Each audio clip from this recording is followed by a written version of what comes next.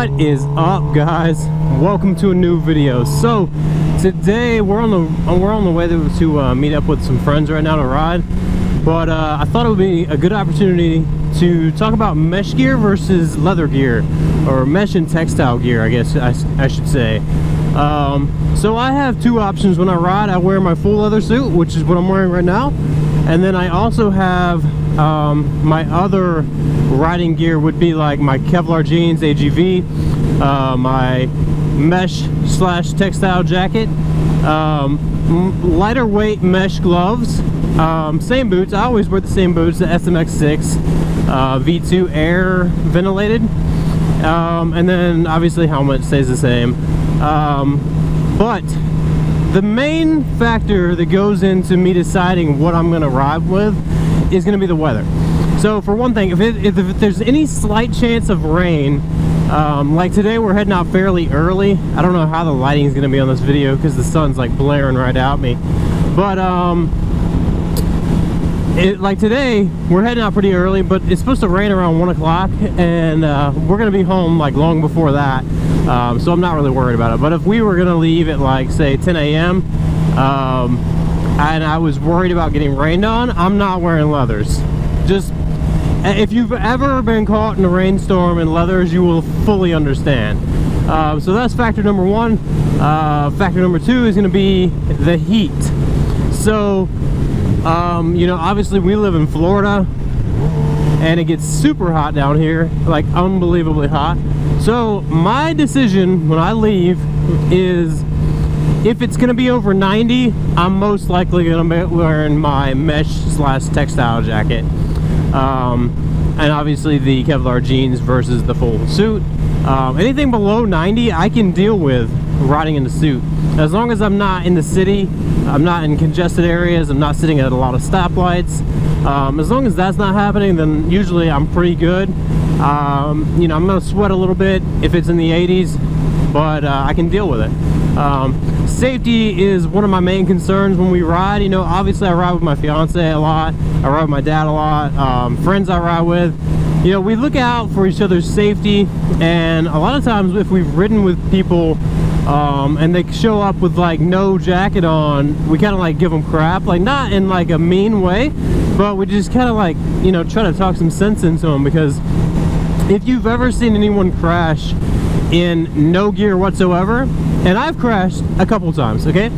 My last crash was about 6 years ago, and that was on my Ninja 1000, and I low-sided around a corner. I was probably doing 45 maybe, low-sided around a corner, and I was actually wearing built gear from, I was wearing built mesh jacket, and I was wearing a Scorpion XO 400, I believe, helmet.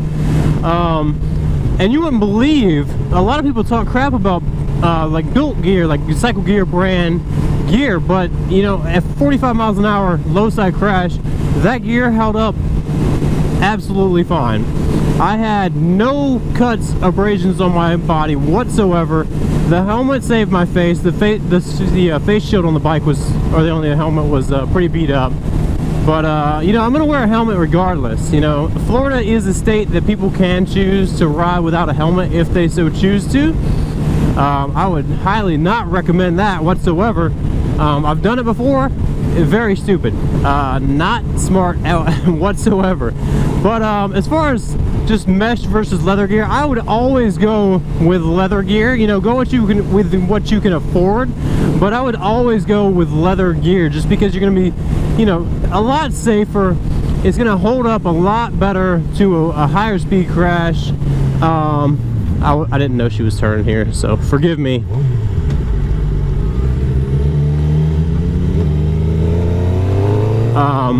So leather's gonna hold up a lot better, obviously, and you want to make sure your leathers, if you're gonna wear leathers, you want to make sure they're gonna fit you properly. Like any gear should be fitting you properly regardless, but definitely leathers, because you don't want the armor to be moving around on your body. You want it to be staying right where it should be. You know, you don't want your elbow pad ending up on the inside of your elbow.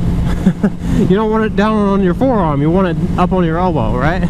So you want to wear the right size gear. And I see a lot of people buy like they'll buy like secondhand gear and they'll buy the wrong size, and the jacket or the boots or just the whole thing just doesn't fit them right, and it's not a, for one, it's not a good look. For two, it's not going to really protect you the way it's meant to. I buy, you know, I'm not sponsored by Revzilla. Wish I was. That would be absolutely phenomenal, but I'm not.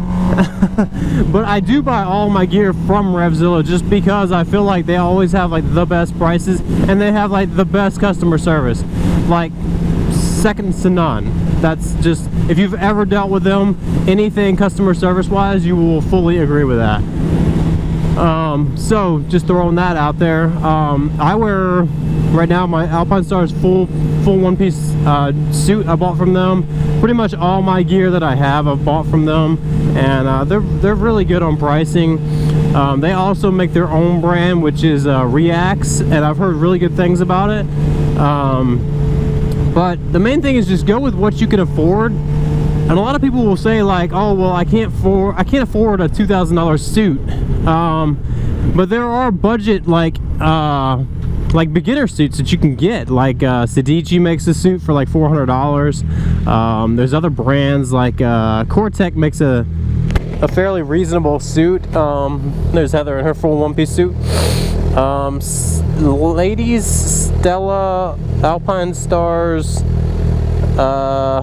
I'm not sure the name of the suit. She's looking at me like, what are you talking about? Say hi. No, she can't say hi.